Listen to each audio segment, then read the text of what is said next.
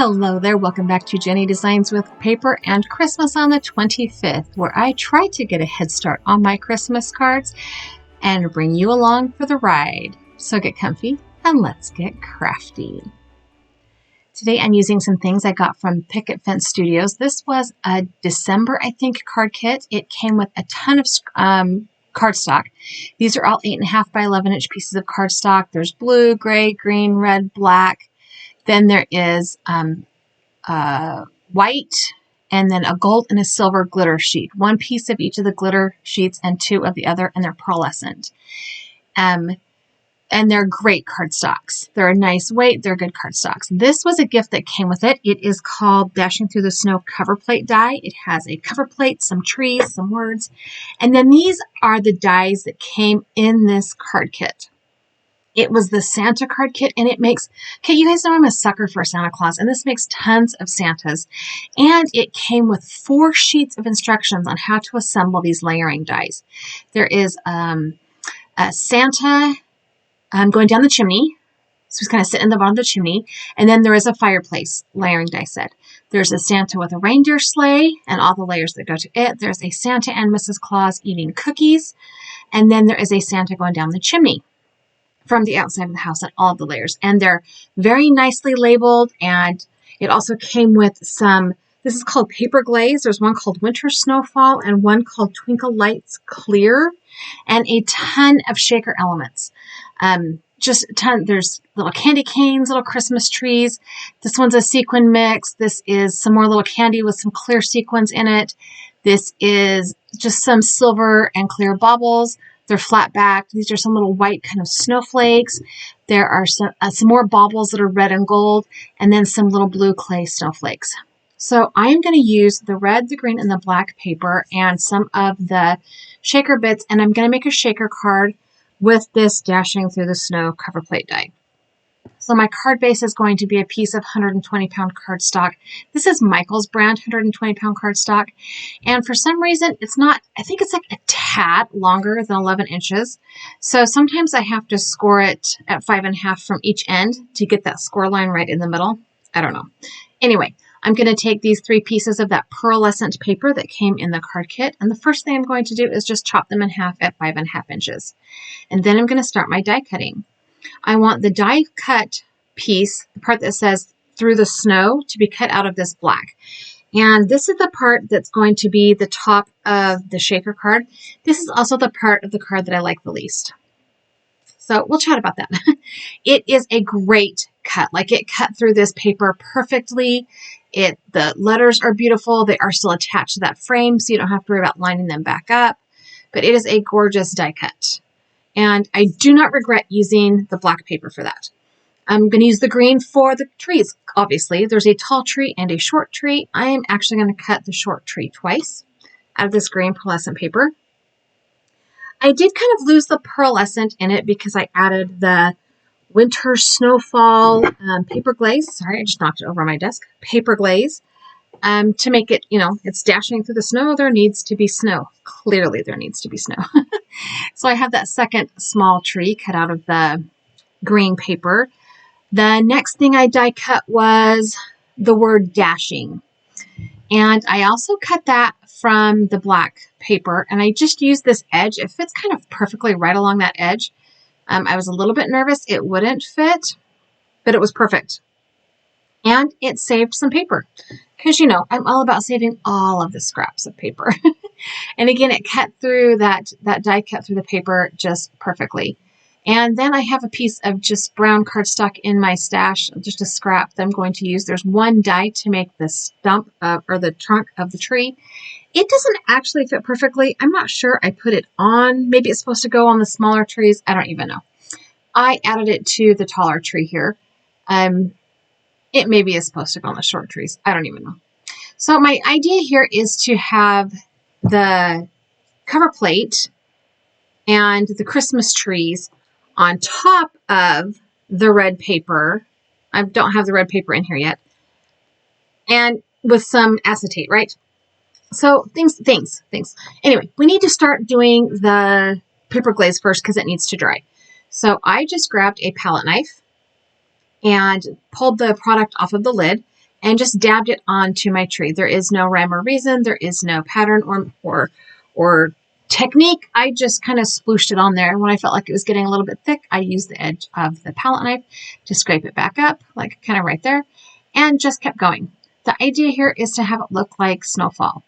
And today, when I am recording this video, we are in a winter weather storm warning. It started snowing on us sometime after dark last night. Now, keep in mind, yesterday the high was like 25. So cold. And we are currently still getting snow. But now it's kind of that frozen snow. So they have already canceled school tomorrow for my kids. And my husband works at the Marine Corps base, so it's already probably going to be canceled too. Anyway, to make the shaker part, I'm using this. This was called window sheets from Stampin' Up. They were really old. I forgot they were in my stash till I cleaned my room, my craft room. This is a 12 by 12 sheet of acetate. Every company makes something like this. Anybody you buy your craft supplies from has these acetate sheets. You can also use overhead transparency film. Remember from the olden days? You can use laminate, like put a laminating page through your laminator, and you can use that. There's tons of things. You can use packaging from stamp sets. I chose this because it's a little bit thicker, a little bit heavier, and I needed it to give that die cut some sturdiness. So I cut this sheet down to a 6 by 6 inch square just because that was easy. And then I'm going ahead and use my Barely Arts glue. This is a fine tip nozzle glue, which comes in perfect for this type of card. And I'm going around the letters, and I'm going to go around the edge of that frame. Now, here is the assembly part that I think I should have done differently. I should have put this frame on top of the red paper and created it as the bottom of the shaker, not the top of the shaker. And you'll see why when the card gets put together. Here I am just putting that down on top of my acetate. And the reason I cut it big is because it's a lot easier to trim this acetate down than it is to cut it exact and try and line it up when that frame has such fine line edges. It's not a very sturdy die cut without something behind it. And you can see I've already gotten glue smeared all over it and stuff. It cleans. I took a big wipe to it. I wiped it off. I dried it off. It's fine. So to add this to make this a shaker, I have pulled out my Honeybee Stamps black foam strips. But they're still a little bit thick, which is also why I should have put this on the underneath. The other way to make this a shaker card would have been to cut this cover plate, that's the word I'm looking for, out of a thicker cardstock a couple of times and layered it together that way. That would have been a much better way than trying to get these foam, skinny foam strips on the back of this panel. But you know, this is the first time I've used this product. I've also not been in my craft room for a while, which we've already kind of talked about, you know, and I'm getting back into the swing of things. And you'll be surprised how many things I forgot where I put in my craft room. So now that I have the foam strips all around the outside edge of this piece, I'm going to go ahead and add a lot of the things that came in this. Here are the Christmas trees, and they're little clay Christmas trees. These are little, they almost feel like felt, little snowflakes. And then I used the, I think these are the sequin mix. It's like golden, red, and white sequins. And I did not overfill this because this is meant to replicate snow. I also used the blue clay snowflake shaker bits. I didn't want it to be so full that you couldn't, all you saw was the shaker bits.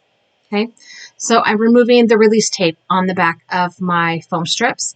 And I'm going to add that red paper down on top of this. Now, this one I also didn't worry. I didn't cut it down. I did the same thing as with the acetate. I just kind of put it over the back, smoothed down the edges, and then brought my scissors up. You can see it's not on there straight. It's not, I'm not saving any paper doing this, but it's the easiest way. Now, the other reason I think that I should have layered this differently is that when you get down to the bottom and the shaker bits fall to the bottom, you can't really see those words through the snow. So I thought about, can I pull this apart without ruining it? And I didn't really want to scatter all of those shaker bits across my desk, so I'm just making it work. My idea here is to put a small Christmas tree, a large Christmas tree, and a small Christmas tree. The paper glaze was still a little tiny bit tacky at this point, so I left it for a second, went and grabbed some lunch and came back. And now we're going to assemble. And again, I'm still kind of fretting over not being able to see that through the snow part of the frame. But at this point, the card is kind of like 3/4 done. So we're just moving up. We are going to Tim Gun this. We are going to make it work. Did you ever watch that? What was that fashion show with Heidi Klum and Tim Gunn? He always said, make it work, ladies, make it work. We're just going to make it work. So I am using my glue to glue the 2 small trees to the front of that acetate. And then to kind of sort of create some depth and dimension, and because I'm a little bit crazy, I am going to add some more of that black foam tape strips to the back of that the tall tree.